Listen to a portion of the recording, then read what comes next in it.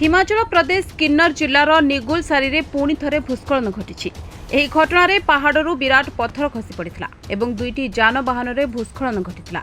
ବିରାଟ ପଥର ଖସିଯିବା କାରଣରୁ ଟ୍ରକ୍ ଓ ପିକଅପ୍ ଯାନଗୁଡ଼ିକ ସମ୍ପୂର୍ଣ୍ଣ କ୍ଷତିଗ୍ରସ୍ତ ହୋଇଛି। ତଥାପି ଏହା ଏକ ଆଶ୍ୱସ୍ତିକର ବିଷୟ ଯେ କାହାର ପ୍ରାଣହାନି ଘଟିନାହିଁ।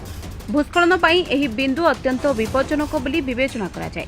ସୂଚନା ମୁତାବକ ଗୁରୁବାର ସକାଳେ ଏହି ଘଟଣା ଘଟିଛି।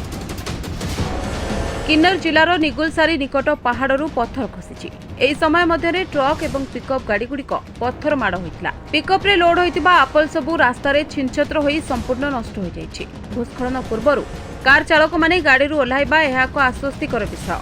यही कारण कौन प्रकार क्षति होना। वर्तमान राजपथ पुनरुद्धार पर उद्यम जारी रही। जंत्रपाति घटनास्थल में पहुंची।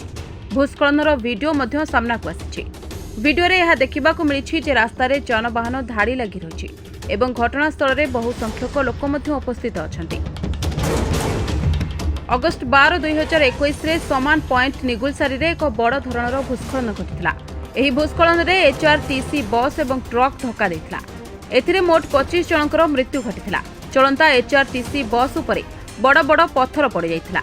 एही कारणरू बस तले थिबा खालरे पड़ जाइथिला। सेबेठारु एही अवस्थारे क्रमागत भाबरे भूस्खलन घटुछि। एठारे प्रारंभिक चेतावनी व्यवस्था मध्य स्थापित होछि।